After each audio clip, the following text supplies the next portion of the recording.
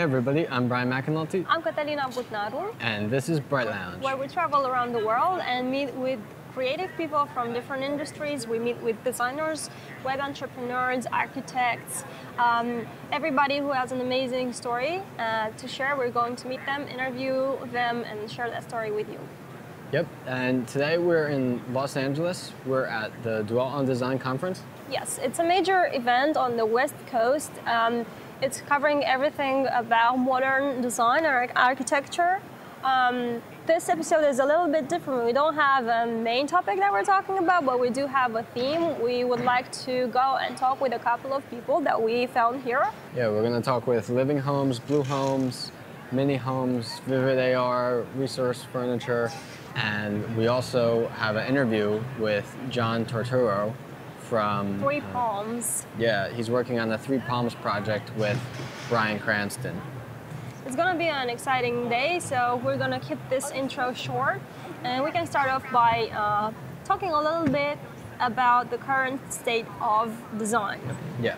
I think that what's obvious to everybody is that we're trying to focus on sustainable design because we need that in our lives more than ever.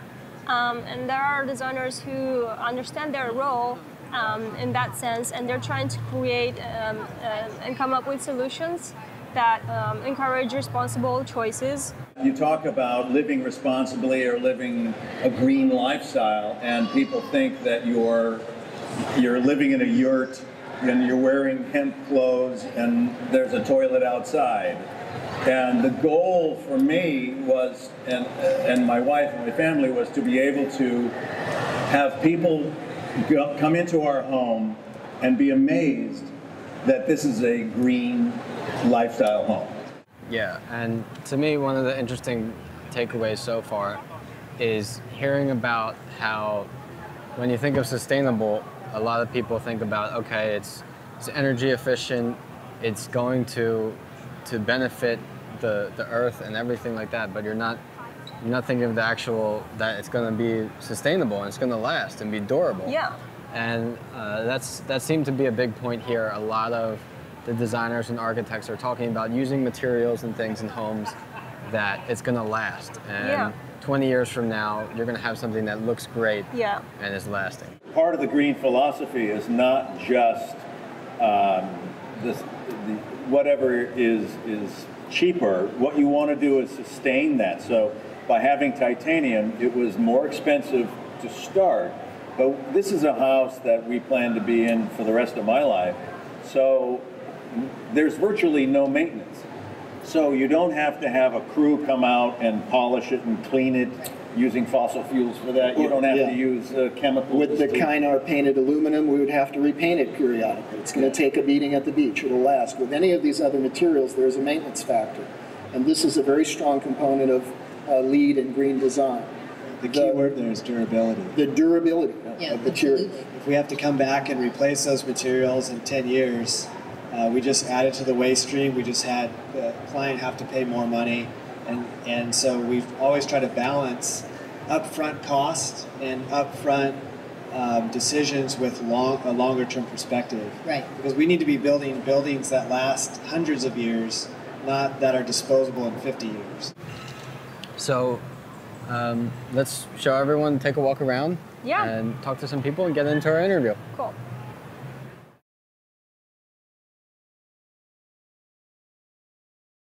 Blue Homes builds modern, green, precision-built houses, and we build them at a reasonable, economical price with very healthy features for all Americans. We are the biggest company right now in the modern green prefab industry.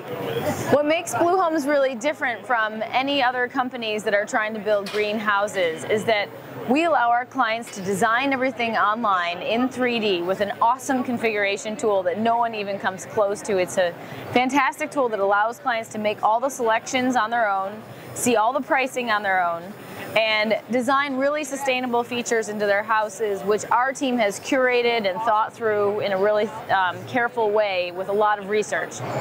In combination with our 3D design technology, one of the most important things that Blue does is we build out of steel in a way that allows us to ship buildings really narrowly. So we ship it 8.5 feet wide, but we have much bigger, wider spaces. We actually unfold our buildings so that you can have 18 to 19 foot wide modules that then combine to make 30 to 40 foot wide spaces, huge tall ceilings. So we are generally at 13, 14, 15, 16 feet high ceilings.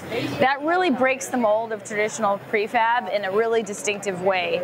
And the only way that we can do that is that we build out of steel, which is a very unique trait of our homes, and we're building in a way that's using this 3D software so that we can unfold our homes, make really high ceilings, lots of glass, which is enabled as well by the steel, and really design something that feels light and airy and beautiful and healthy to live in.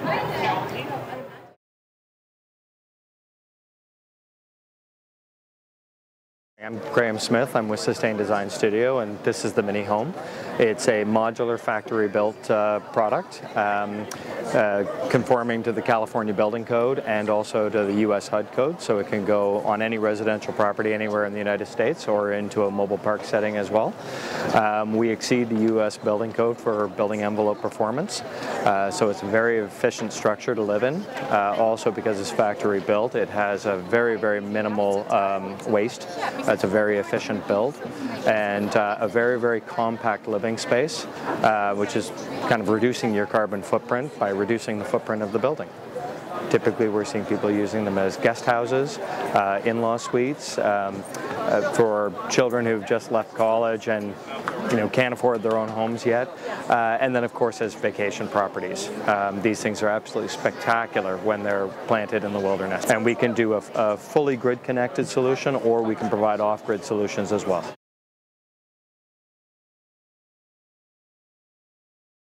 My name is Chally Stillman. I'm the design director of Resource Furniture. I help people in their homes. I do home consultations for design. I also help design the showroom, both in New York as well as in our other locations in Canada and Hong Kong, and help with all of the booths at various fairs here. Resource Furniture is a company based in New York. That's our flagship showroom. We carry a line of beds by Clay, an Italian manufacturer who's been creating these for 50 years. They're beds that fold up into the wall, but also serve double duty. So instead of the old Murphy bed system where you still have to rearrange your furniture when the bed is up, this creates a second purpose on the front of the bed. So all of the beds fold up into a foot of space, and then you're left with a regular, living room, dining room. You can use it in multiple ways. So what's so eco-friendly about this system is that you can downsize, you can scale down, still feel comfortable. Your furniture is stylish and it's long-lasting. We have a lifetime warranty. Everything can be disassembled, moved with you if you ever move, and it's all E1 formaldehyde emissions, so no off-gassing. The mattresses, we have organic mattresses, and it's a really comfortable everyday bed solution with a slat system that lifts and aerates your mattress. So it's a healthy sleeping system that is meant for everyday use.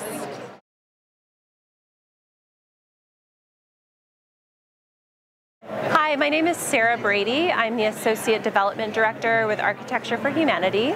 We are a 13-year-old nonprofit organization that assists communities in construction and design of structures that they wouldn't otherwise normally be able to afford. We work directly with the community to build anything from schools to health clinics to community centers to sports for social change projects.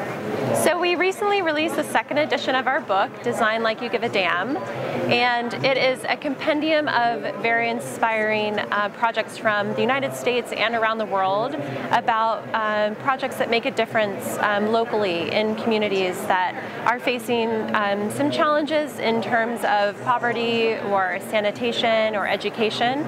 And the book provides a lot of factual information as well about how to get your own project funded, about how much much these projects cost, where they're located, and the different partners involved.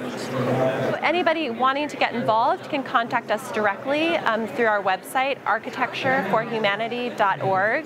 And we also have local chapters in more than 50 cities around the world. So on our website, we also list where there are chapters located so people can get involved locally. Audible is offering a free audiobook download and a 14-day free trial to Bright Lounge listeners. This is a great opportunity for you to listen to popular books such as the Steve Jobs biography. I love listening to audiobooks while working, and I like that I can continue to listen to them when I go out on my iPhone or iPad. There are over 100,000 titles to choose from for your iPhone, Android, Kindle, or MP3 player. So check out www.audibletrial.com/brightlounge to choose your free audiobook today. So we're here with John Turturro. Can you tell us a little bit about yourself, your personal background, and how you grew up to be an amazing architectural designer? Well, thank you for the amazing part. I appreciate that. I don't know, that's the jury's still out on the amazing. Okay. But you know, I started in the law. I was at UCLA with a poli-sci major, pre-law, history minor, on my way to law school like the rest of my family. And one night in my apartment in Venice Beach, I thought clearly about things. And I had two applications on my desk. One was for Southwestern School of Law in Los Angeles. The other was for design school. And I wiped the law school application away and filled out the design school application to UCLA and sent it in. Now, this was terrible for my family because everyone expected, my brother, my uncle, everybody's a lawyer. Yeah. So after my father got out of the emergency room, we started to talk serious about it, and they accepted it. And I've been in design ever since. It's been almost 30 years. Wow, that's great. So now you're involved in this project, Three Palms project. Can you tell us a little bit about the project, what it is, what you're doing, and who are the people behind it? Yes, this is why we're here at Dwell, of course. And in Los Angeles, a great opportunity for us. We've been attending Dwell for several years to research assemblies, systems, materials for our own project. They approached us and said, we'd like you to present your project. So to be as a presenter, it's different. I'm the project designer for the whole thing. And my areas are the architecture, interior, landscape design, lighting, and systems. And we've got a team assembled of engineers, draftsmen, marketing people. Our client is a celebrity client, as you know. So we decided to take advantage of that and the marketing opportunities associated with it by forming partnerships with our suppliers. And this is part of the reason Dwell was interested. Our suppliers are their suppliers, or their clients. Yeah. Right. So there's a natural synergy there. And here we are, we're excited about it. We're talking to them now about an issue, thing in the magazine as well. Cool. And you're building what is going to be a LEED Platinum certified house. For our audience who doesn't know, what exactly does that mean, and what kind of technologies and things are you doing to it to make it? Well, our client has driven this. Brian Cranston said to our team in the beginning, I want the highest level of green building we can achieve. I want to do it smart, but I want to get there. And we responded, we said, well, that's Platinum LEED in the United States. Passive House US, if you want to get crazy and start the European model. And we're approaching both, Platinum LEED and US Passive House. So we are one of, we're not sure of this, don't quote me, we got to check. I think about 50 or so homes in the continental US that would achieve this designation. And the only one that I know of in the region here in Southern California. So there is the interest behind it. Now to get to Platinum LEED, you need a lot of LEED points. Yeah. Right. You need a lot of LEED APs, approved providers in their discipline to review your project and make sure you are meeting those requirements for LEED Platinum certification. And they're stringent. And it costs a little more. It adds a little more to the project. typically about 10 to 15,000 for a Platinum LEED certification. So the owner has to be willing, the team has to be knowledgeable and on board, and we're fast approaching the highest level green building for residential design. What's some of your favorite parts in the house that are helping achieve that? And also, what are some of the difficult things to reach that LEED certification? What's been some of the roadblocks so far? Well, yes. Some of the best things about it are, of course, the passive systems. With Passive House, we don't rely on mechanics or engineering. We rely on the sun and the wind and nature. So the beginning of green design for me, and certainly for this house, begins with nature. I spend time on the site. I track the solar, course of the sun in the sky. We look for the prevailing wind. We look at the landscape features and what might block, what we're trying to do. And then we identify a building type and design with fenestration and air circulation that's going to take complete advantage of the natural environment of the site. That's the beginning. If you do nothing else in green design but honor centuries-old principles in practical building, which is to work with the sun and the wind, right?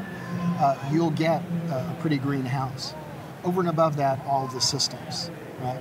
The photovoltaic array on the roof, which is a 16-panel array. We're set to be a net zero house, which means we'll be putting energy, we'll be using less and putting what percentage we make over back into the energy grid. We've got pre-hot water heating for solar panels for the radiant floor heating system and other hot water in the house. We've got rainwater reclamation in 600-gallon tanks located beneath the home, right? So we can use for irrigation the runoff. In the county we're working, we can't have gray water reclamation. They're not there yet. They don't believe it yet. But they're allowing the rainwater, yes? So those are some of the big systems we put in. There's a lot of little things too. Well, not so little. The SIPS walls, the structurally insulated panel systems, are very high R value for a home of this type. And the insulation we've used, right? The Icynene that blows in on a water-based medium between the studs and the walls. It airtight seals the house from leakage in and out, and it prevents mold and mildew from collecting in moist leak areas within the wall space. Very important in the marine environment, which is what this house is. And I think, as you said earlier, that's, if you're building a new home, making sure that it's sealed properly is one of the cheapest ways to increase efficiency. Everyone can do a lot of that, even without replacing windows. You can just go through and do sealant and caulking and the rest. But a good thing to do if you're going to start on your own home, and we mentioned it during our talk today, is a home energy audit, where you hire an energy professional group to come in. They'll analyze your home. They'll do a flow test and see where the smoke gets out. And they'll give you a list of recommendations to make your home better, more efficient, more green. That we can all do. Beyond that's new construction, and there you get into assemblies, systems, and technologies, right? You were talking earlier about those constraints. You are working with constraints and trying to solve problems every day. Is like making a decision with those constraints in mind. And we're talking about making it sustainable, efficient, durable, and everything related to getting approval for certain things. Yes. So my question is, what type of constraint did drive the decision process overall the most? Well, for us, the marine environment was the biggest challenge. I mean, aside from the county and the permitting and all that you'd expect in a normal construction project, this is a very harsh environment. It's among the harshest on surface materials. Water, especially salt water, is the enemy of architecture. Right. And it's constantly assaulting the metals, the finishes, the surface materials, inside and out. So from the beginning, we start researching and providing materials that are going to do the best in the marine environment. And this is a key component in sustainable design. You're not filling a landfill with galvanized metals and lesser products that are only going to last 7 to 12 years. You're using products like titanium that add a little to the initial cost And then we reduce the gauge of it. Instead of using a thick gauge, you can use a very thin gauge of the material. Yeah. And then it's almost equal to marine grade stainless. So the environment is the challenge here. That was the biggest challenge, and building to that environment. Right. Yeah. Yeah, and you also talked about building the house sustainable and durable, but also you talked about how the house needs to not reflect a current fad or a fashion trend. Yes. What was like your favorite decision that you had to make related to the design so that you make it durable in that sense? That's so important because in my work and some of my colleagues, I don't follow trend or fashion. It's nice to see what new colors are coming out, and the lime green and the orange and the blue. But when you get to be my age, you think back to Harvest Gold from the 1970s, avocado green from the 1980s. It can period date your house. Yeah. And when you're talking about architectural backgrounds and surface materials, my philosophy is to remain neutral. Right. And to do things that are proven, classics, that are going to remain. And if you go back to that home in 16, 20 years, it's going to be okay. It may even still be intact. I've been asked to remodel a house I designed 16 years ago in Ojai. And the buyers found my name in a drawer in the kitchen, called me 16 years later. We toured the house together. The cabinets are still there, the flooring's still there, the plumbing fixtures are still there, the pulls are still there, the doors, the windows. We're going to do some, refurbishing and add a wing to the house, and they're going to keep all the cabinetry, sinks, faucets, and hardware from the original design 16 years ago. That makes me feel as if I've done my job well. Yeah. I'm saving things from landfill by creating these sort of timeless, I know it's a cliche, but in a sense, neutral modern designs that are going to stand the test of time. Can you say with confidence that designers have the power to change certain current issues, like finding a sustainable solution or the resources problems? Or do you think designers have the power to change the current state of society and come up with solutions that are durable? I don't feel like I have any power, but I'd like some if it's possible. You make choices in the profession, and you educate your client. That goes both ways. Yeah. We learn from the client as well. We're introduced to new systems and sources because they saw something, or they take a lay view, not a studied view of the project, and open your eyes to something you didn't realize. And you say, well, I thought you couldn't do that. Maybe we can do that. So there's that exchange. But the responsibility of the designer is to make sustainable choices now, right, for the project, for the client. And that's where our power lies, in showing them some of these systems and products and materials that we know are going to last and be sustainable in their manufacture and last in the durability of the house. Yeah.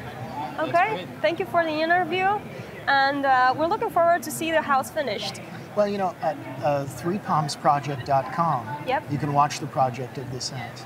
And there are links to everything and all of our partners. It's been fun for me to see the project evolve. And I hope you will tune in and take a look. Yeah. Watch for it in Dwell, I'm not sure, but we're talking to the editors and it looks like they may feature it as well in Dwell. Cool. This was fun. Thank you for having me. All right, thank you. Thank you so much. Thank you. Appreciate it. Thank you. Great talking with you. Thank you. Well done. That was our tour at Dwell on Design. What was your favorite thing from here? For me, it was really cool to be able to go in some of the prefab homes and take a look at it and get an idea of what that's like. And for the most part, they're a lot smaller than the average home in the US, at least what someone would be expecting. But with that smaller living space, they're learning to be more efficient and use the space as best as possible. And for me, that concept is something that's really interesting, and I can see how a designer can have a lot of fun with that. Right. And being able to make sure that all the space is being used in the best way. And I also really like what Resource was doing with the fold-out beds and changeable rooms, basically, because of that point. Yeah, right. Well, related to Resources furniture, I think what they're doing is they're playing with the idea of multifunctionality in furniture and designing furniture. And I think that's a concept that designers are going to adopt even more and more. Yeah. Because you cannot afford to buy one object that does one thing anymore. You need to think about how functional, smart it is in every other way. Yeah. My favorite thing here is Architecture for Humanity. It's a nonprofit organization, and I like their message because I think that all it takes today is for somebody to take initiative and say that we can do this together, and that empowers designers in the first place to stand out and come up with solutions that can solve a lot of problems today, including poverty, education, and I think that what they're doing is great, and I think it's the right time to do that. Yeah. So overall, it was an awesome conference to be at, and definitely check it out if you're going to be in LA. So if you want to get in touch with us and tell us who you would want us to interview next, you can do that by emailing us at hey@brightlounge.tv. And also, feel free to talk to us on Twitter, start up a conversation at Bright Lounge. Right. Also check out our offers page, and you can support Bright Lounge by checking out our sponsors. It's brightlounge.tv/offers. And we have some great news. We're going to be on Smart TV on Europe, so not only that you are going to see us on iTunes and subscribe to our podcast, but you can also find us on TV. Yeah, so check us out on iTunes, YouTube, Vimeo, Miro, brightlounge.tv, and now Smart TVs. Cool. So until next time, see you guys, and take care. See ya.